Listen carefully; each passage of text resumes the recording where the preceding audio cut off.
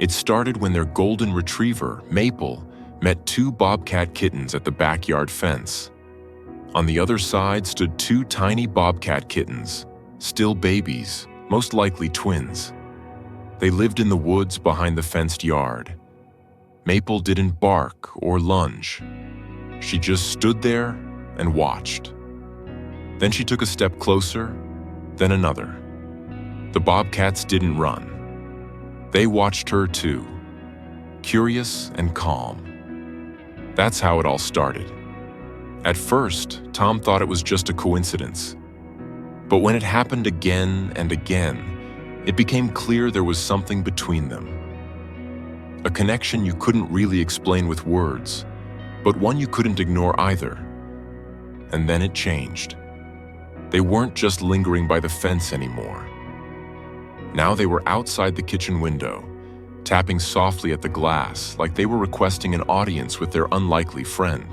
Before we start, hit the like button and make sure to subscribe if you haven't, and hit that notification bell so that you won't miss any new stories. Tom Harris never expected that retirement in the Colorado foothills would involve explaining to the neighbors why there were bobcats knocking on his kitchen window.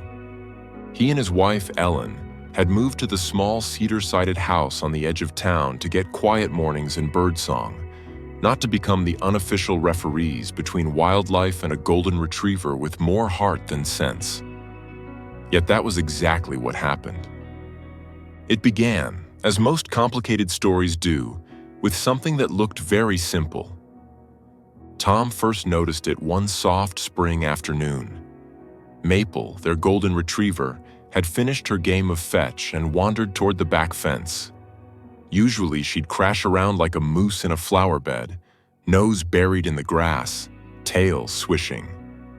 But that day, she stopped dead still. Tom, rinsing coffee cups at the kitchen sink, saw it through the sliding glass door. Maple's body went rigid, but not in the tense, bristling way that meant a stranger's dog had wandered too close. Her head was tilted, ears lifted high. On the other side of the fence, half hidden among the chokecherry bushes, two small shapes crouched in the dappled shade. At first, Tom thought they were the neighbor's cats. Then one of them turned. The faces were round and serious, with tufted ears like little paintbrushes and spots speckling their sandy coats. Their paws, though still small, were too big for their bodies, and their tails were stubby with black tips. Bobcat kittens. Tom's breath caught. "Maple, stay," he called automatically, sliding the door open just enough to be heard, not enough for her to bolt. But Maple didn't bark or lunge. She simply stood there, tail making a slow, uncertain wag. One of the kittens rose with that floating, careful step of a wild thing, then another. They didn't flee. Instead, they walked toward her, right up to the wire fence, until there were only a few inches and thin metal strands between them. The little bobcat pressed its nose close, whiskers twitching. Maple leaned forward just as slowly. For a single suspended moment, they breathed the same air. Tom half expected chaos, a warning hiss, a swipe of tiny claws, Maple's instincts snapping awake. None of that happened. The kitten simply stared, golden eyes wide and curious. Maple's tail picked up speed, then slowed again, her body loose and relaxed. On the hill behind the property, a movement caught Tom's eye. A larger shape melted from the trees. The mother. She was lean from nursing, her coat a tangle of spots and scars. She watched them from a distance, dog, fence, kittens, with the unblinking focus only a wild predator can have. Tom's heart pounded. He'd spent enough evenings reading Colorado parks and wildlife brochures to know that bobcats were shy, mostly harmless to people, but very much wild animals. He didn't want to interfere. He also didn't want his dog, or those kittens, getting hurt. Maple glanced back toward the house, as if checking whether he was watching. Then she sat down.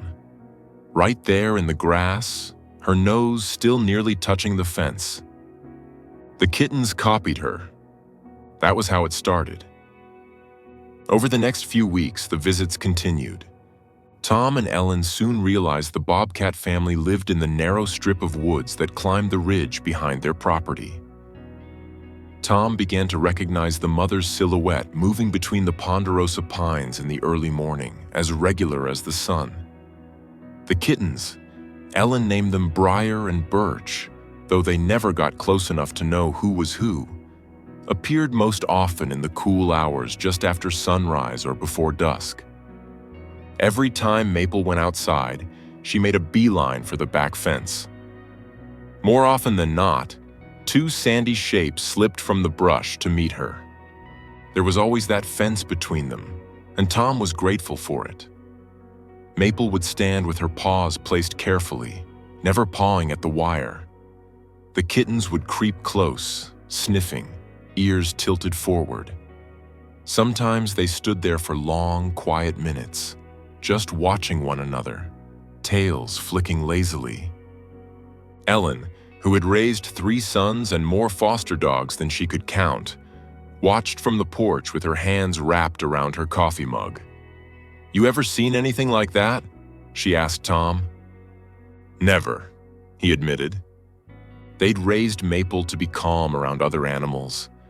Living on the edge of wild country meant they got everything from mule deer to the occasional black bear nosing through the trash. From the day they brought Maple home as a fuzzy 8-week-old puppy, they had worked on leashes, recalls, and something Tom liked to call respect for neighbors with hooves. No chasing deer, no barking at elk, no harassing anything wild. Even so, this was different. Maple could be downright bossy with visiting dogs. She'd shoulder them away from her tennis balls and make it clear which patches of yard were hers. But with the Bobcat kittens, she was as gentle as a summer breeze. No growling, no stiff posture, only patient stillness and soft eyes. The neighbors began to notice too. One evening, Tom's phone buzzed with a text from Mrs. Ramirez 2 houses down.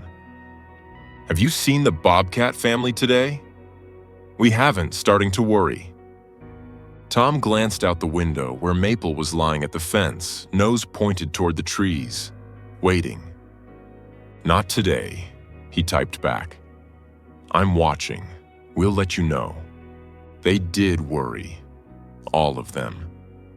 Whenever a day or two passed without a sighting of the mother, text threads lit up among the little row of houses along the ridge. "Anyone see the mama today? Heard a coyote last night. Hope the babies are okay.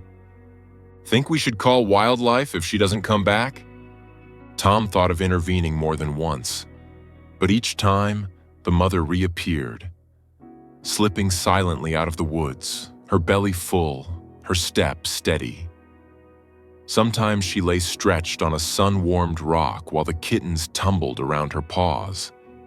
And sometimes, when Maple was at the fence, the mother watched quietly from the tree line, her yellow eyes calm.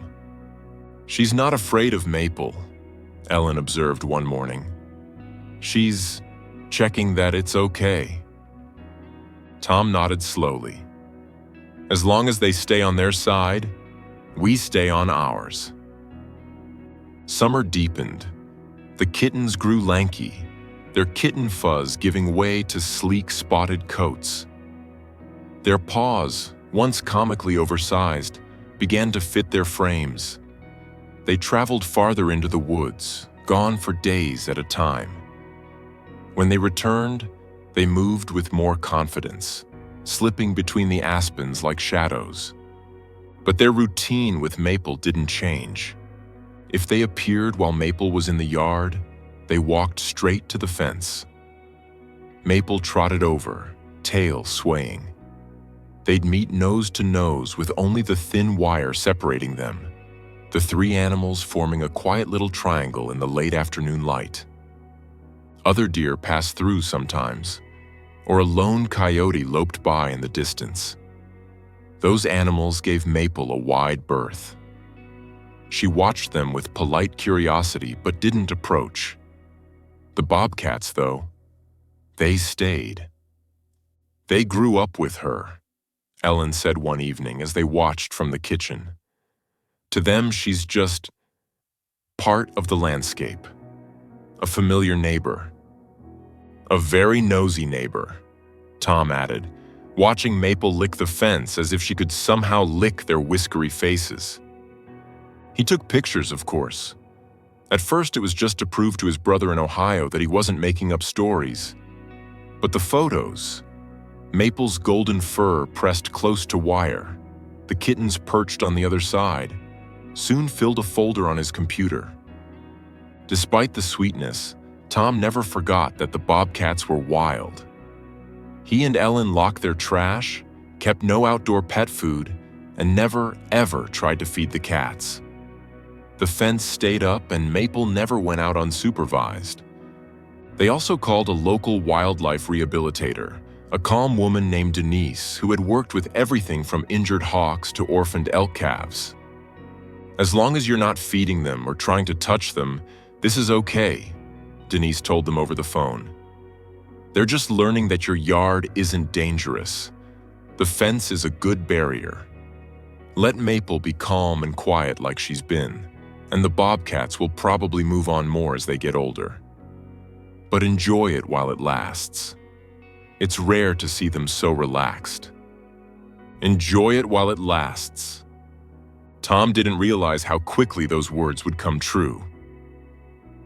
The first hard frost of autumn arrived overnight. Tom woke to find the world rimmed in silver. Maple's breath puffed white in the air as she bounded outside, her paws leaving prints in the glittering grass. The kittens, no, not kittens anymore, but young bobcats with lean muscles under their coats, were waiting at the fence. Tom smiled and went about his morning, pouring coffee, rinsing the breakfast dishes. He had just set a plate in the sink when a soft sound tapped at the window above it. Tap, tap, tap. He looked up. Two spotted faces stared back at him, framed by the glass. He almost dropped the plate. The window over the sink sat above the slightly lower backyard, its base nearly level with the top of the fence. One bobcat had hopped up, front paws braced on the narrow ledge outside, nose pressed to the glass. The second bobcat perched just below, paws hooked on the first strands of the fence, eyes bright. Maple, who had followed Tom back inside, stood on her hind legs, paws resting gently on the counter. Her eyes were huge, tail waving in slow circles. Tap. The bobcat on the ledge raised a paw and carefully tapped the glass again, claws sheathed. Not a strike, not an attack, just a questioning knock, the way Maple sometimes batted at the patio door when she wanted outside. Ellen stepped into the kitchen, drying her hands on a dish towel. "Tom, who are you?" She stopped. Oh my word. The four of them froze for a heartbeat. Man, woman, dog, and two bobcats staring at one another through a pane of glass. Then Maple's tail thumped, and she leaned closer, nose almost touching the window. The bobcat on the ledge relaxed visibly, shoulders dropping. The one below scrambled up beside its sibling, and for a moment both pressed their paws and faces to the glass, as if trying to get as close as possible to their golden friend. "They're knocking," Ellen whispered. Tom swallowed. They want to see her. That became the new routine. Every morning around 8, just as Tom finished his first cup of coffee and Maple's breakfast bowl clinked empty, there would be a soft, polite tapping at the kitchen window. Sometimes it was just one bobcat, sometimes both. Occasionally, on colder days, the mother appeared in the background, lounging on a sunlit rock, her gaze always watchful. Tom never opened the window when they were there. The barrier stayed firmly in place. But Maple would hop onto a little padded stool they placed by the sink and stand nose to nose with them, separated only by the glass. Ellen began narrating the meetings. "Well, good morning, boys," she'd say in her gentle Midwest drawl. "Come to check on your friend?"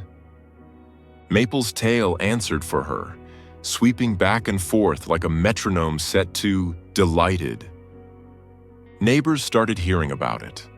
A few times, Mrs. Ramirez came over with her grandson, who watched with wide eyes from the dining room doorway. "They really just show up," he whispered. "Every day," Ellen said softly, "just to visit." The heartache, when it came, was quiet at first. Late one November evening, as wind rattled the last of the leaves from the aspens, Tom heard the distant wail of sirens on the highway that wound through the foothills below. Living where they did, he was used to the sound: accidents on slick roads, the occasional small brush fire. But that night, it seemed closer. The next morning, Maple went to the back door at her usual time, nails ticking on the tile. Tom opened it and watched her trot out, tail high. The fence line was empty. He shrugged it off. Wild animals had their own agendas. Maybe the Bobcats were hunting farther up the ridge. But the next day, there was no tapping at the window. Nor the next. A week passed. Maple still rose every morning and went to the back door, pausing to look up at Tom with questioning eyes. He let her out and she would walk to the fence, stand there for a while, then lie down, chin on her paws, facing the silent woods. "They're probably just ranging wider," Ellen said, but worry creased the corners of her eyes. The following Sunday, Tom drove into town for groceries. As he waited in line at the checkout, he overheard two men talking near the magazine rack. "Hit it just past mile marker 12. Cat bigger than any house cat I've ever seen. Sheriff said it was a bobcat." "That the one they had to pull off the shoulder?" the other asked. "Heard it had kittens somewhere." Tom's stomach knotted. Mile marker 12 was exactly where the road came closest to their wooded ridge. He paid for the groceries and drove home with a weight in his chest. The moment he pulled into the driveway, Maple appeared at the back gate, tail wagging hopefully. She glanced toward the woods, then back at him. "I don't know, girl," he murmured, voice rough. "I just don't know." That night, Ellen sat beside him on the couch, her hand over his. "We don't know it was her," she said quietly. "There are bobcats all over these hills." Tom nodded, but the image of the lean, watchful mother bobcat on the ridge burned behind his eyes. Days turned into 2 weeks. The first snow came, frosting the yard in white.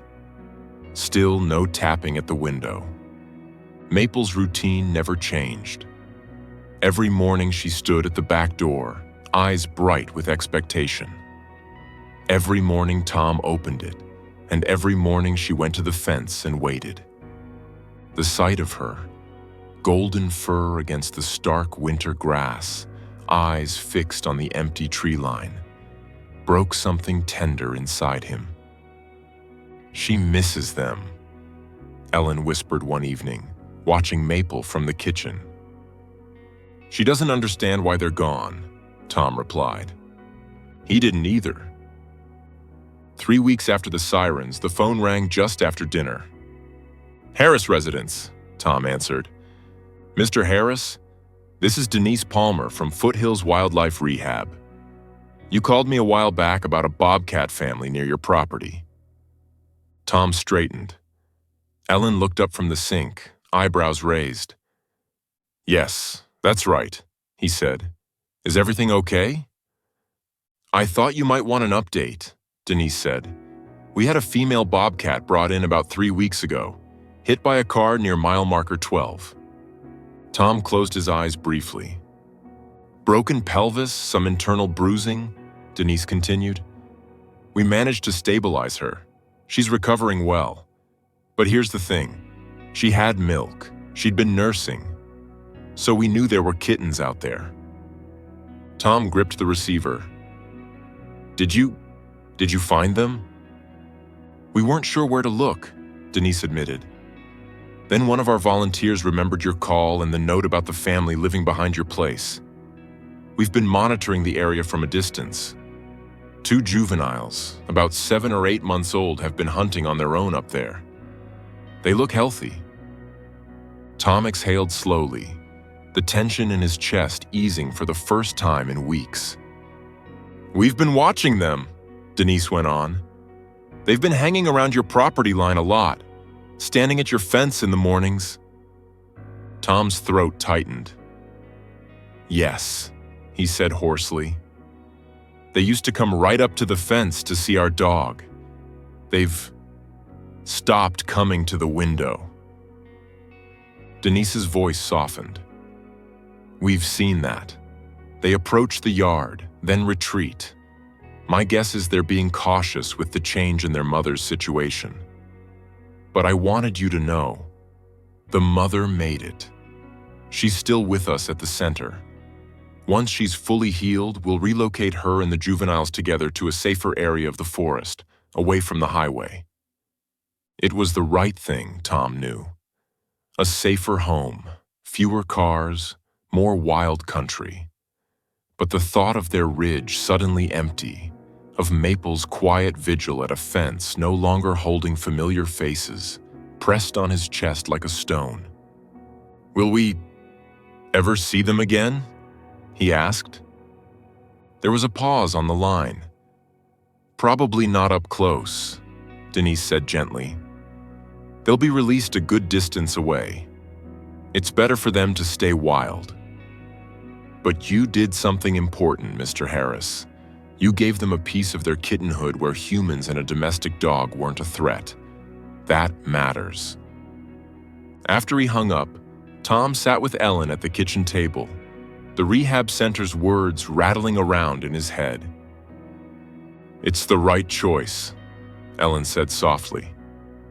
I know, Tom replied. He looked toward the dark window where his reflection stared back at him. Try telling Maple. The release happened in mid-January. Denise sent a short email with a photograph. The mother bobcat, sturdy and strong again, slipping out of a transport crate into a snowy meadow, her 2 nearly grown offspring at her heels. Healthy and wild, the caption read. Thank you for being part of their story. Tom printed the photo and stuck it on the refrigerator with a magnet shaped like a sunflower. Still, Maple watched the fence. Her coat thickened with winter, a soft halo around her shoulders. She walked more slowly on icy mornings, pausing to sniff at every drift.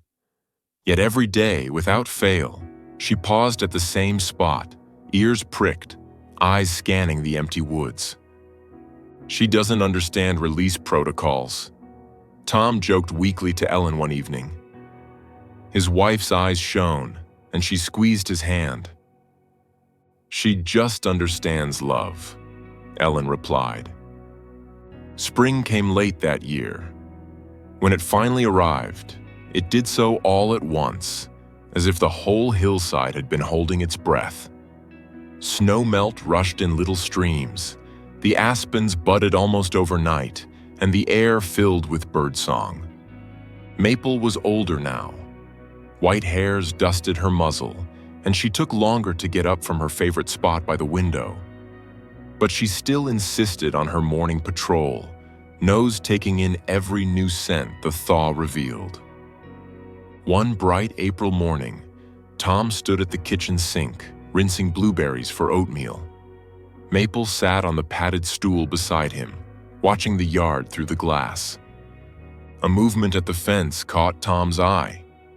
Two shapes emerged from the trees. For a heartbeat, his mind insisted they were deer. Then one of them stepped into full view.